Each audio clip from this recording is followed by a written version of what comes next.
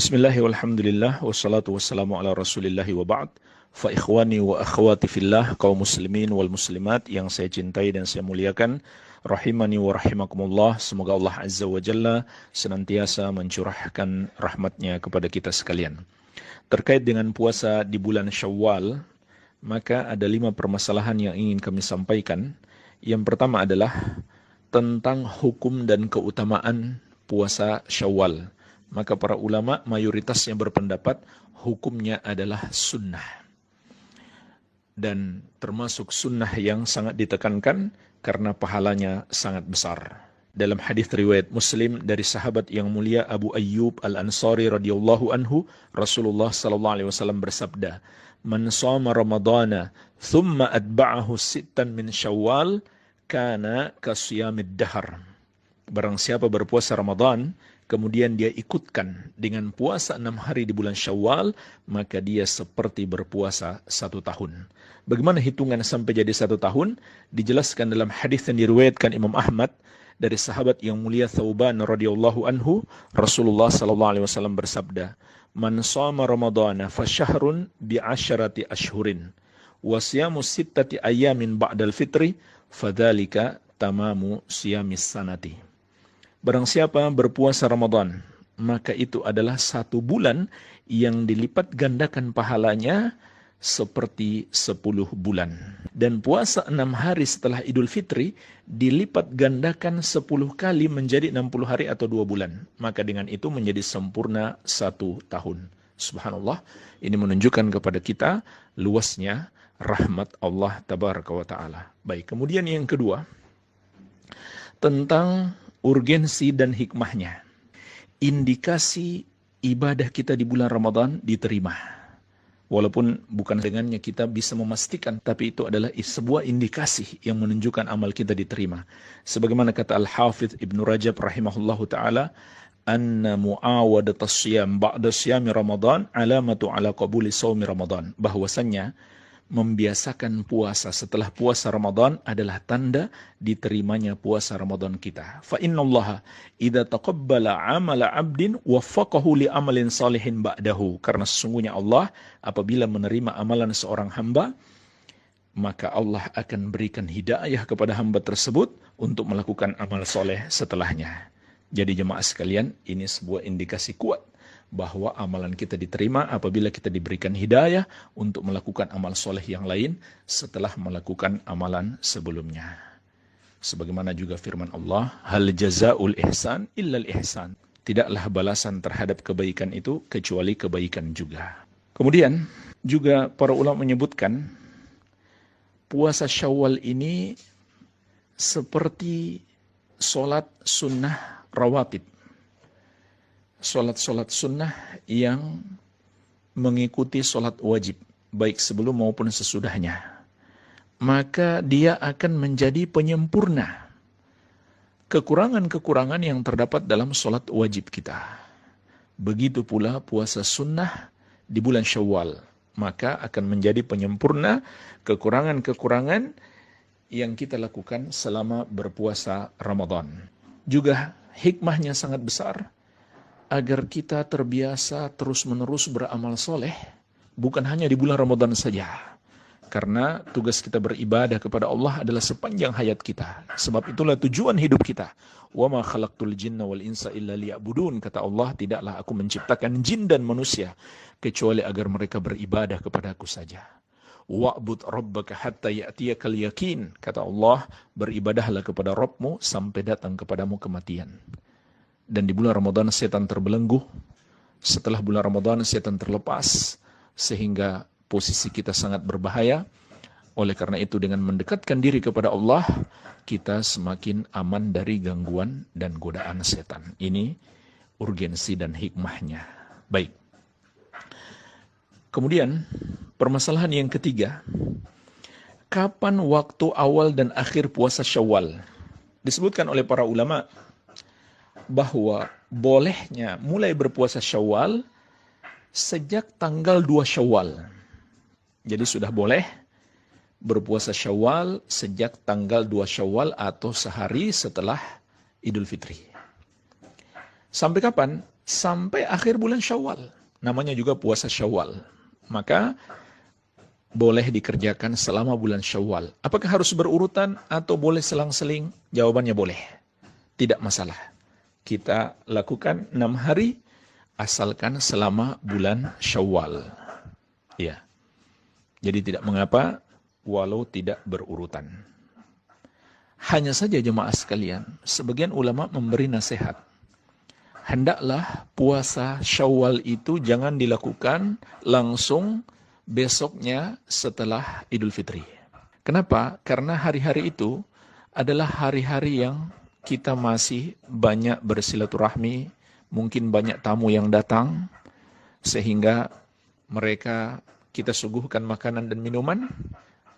Nah, kalau kita nggak ikut makan atau nggak ikut minum, itu kurang baik. Ya. Dan juga sebagian ulama mengkiaskan dengan Idul Adha. Idul Adha 3 hari setelahnya, kata Nabi SAW, ayyamu aklin wa syurbin. Hari-hari tasyrik, 3 hari setelah Idul Adha adalah hari-hari makan dan minum. Ya. Jadi tidak mengapa insya Allah kalau memang ada sebuah maslahat, kita tunda, tidak kita lakukan langsung setelah Lebaran. Andai ada orang yang mau melakukan langsung mulai tanggal 2 Syawal, maka sah, tidak mengapa juga insya Allah Ta'ala. Baik. Kemudian permasalahan yang keempat. Haruskah mengqadha puasa Ramadan dulu bagi orang yang memiliki hutang puasa? Ataukah boleh dia puasa Syawal, kemudian dia mengqadha? Jawabannya jemaah sekalian, hendaklah dia qadha puasa Ramadan terlebih dahulu. Kenapa? Karena dalam hadis dikatakan man shama ramadhana thumma atba'ahu sittan min Syawal. Barang siapa berpuasa Ramadan kemudian dia ikutkan dengan puasa 6 hari di bulan Syawal, maka dikatakan dalam hadis ini barang siapa berpuasa Ramadan maknanya sebulan penuh, bukan separuh Ramadan. Jadi hendaklah dia qadha terlebih dahulu sehingga selesai puasa Ramadannya barulah dia berpuasa Syawal. Ya. Dan juga mengqadha puasa Ramadan hukumnya wajib. Maka yang wajib hendaklah didahulukan daripada yang sunnah. Dan ini juga yang dikuatkan di dalam Fatwa Al-Lajnah Ad-Daimah. Akan tetapi, andai seseorang sudah terlanjur berpuasa sunnah Syawal terlebih dahulu, kemudian dia qadha, maka qadhanya juga sah. Iya. Permasalahan jamaah sekalian, bolehkah menggabungkan antara puasa Syawal dan qadha sekaligus diniatkan bersamaan? Jawabannya tidak boleh. Karena masing-masing ibadah ini adalah ibadah tersendiri yang dimaksudkan di dalam syariat.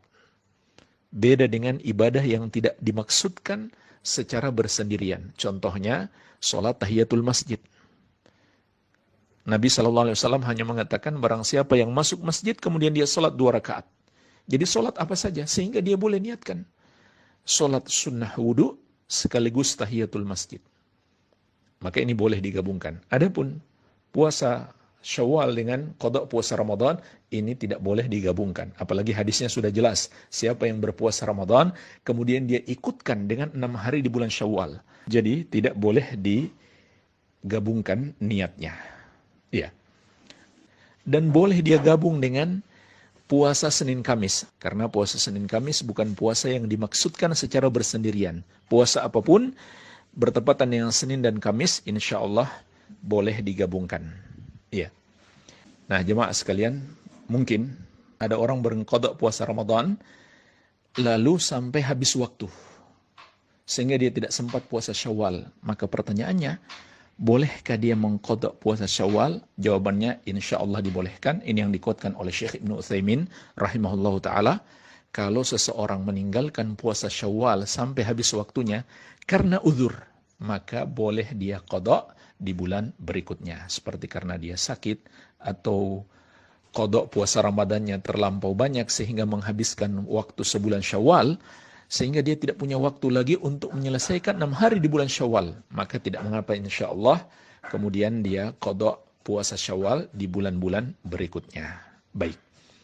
Ini permasalahan yang keempat. Permasalahan yang kelima, ini yang terakhir, tentang niat puasa Syawal. Maka hendaklah seseorang berniat puasa Syawal dan niat itu tempatnya di hati, tidak harus diucapkan. Bahkan tidak ada dalil Nabi SAW mengucapkannya. Kemudian jemaah sekalian, puasa itu ada dua macam, puasa mutlak dan puasa muqayyad. Puasa mutlak artinya puasa yang bersifat umum tanpa terikat waktu dan sebab tertentu. Jadi hari kapan saja selain hari-hari yang dilarang berpuasa, kita boleh berpuasa, ini disebut puasa mutlak. Sedangkan puasa muqayyad terkait dengan sebab atau waktu tertentu. Seperti puasa 6 hari di bulan Syawal ini disebut puasa muqayyad, terkait dengan hari-hari di bulan Syawal. Nah, perbedaannya apa? Kalau puasa mutlak, itu boleh berniat sejak pagi dengan syarat belum melakukan pembatal puasa. Sebagaimana Nabi SAW pernah datang kepada istrinya dan mengatakan, adakah makanan? Kata mereka tidak. Maka Nabi SAW mengatakan, kalau begitu saya berpuasa. Padahal itu di pagi hari. Beliau mulai berpuasa di pagi hari, bukan sejak malam hari. Namun, kalau itu puasa muqayyad, seperti 6 hari di bulan Syawal, itu harus dimulai sejak malamnya. Harus dimulai sejak malamnya. Karena hitungan 6 hari per satu harinya itu berarti dimulai dari subuh sampai maghrib. Kalau seseorang mulai dari pagi hari, mulai dari jam 8 pagi misalkan, sampai maghrib, berarti tidak lengkap satu hari. Ya. Inilah jemaah sekalian secara ringkas 5 permasalahan terkait puasa Syawal. Semoga bermanfaat. Wabillahi taufik. Walhamdulillahi rabbil alamin. Wassalamualaikum warahmatullahi wabarakatuh.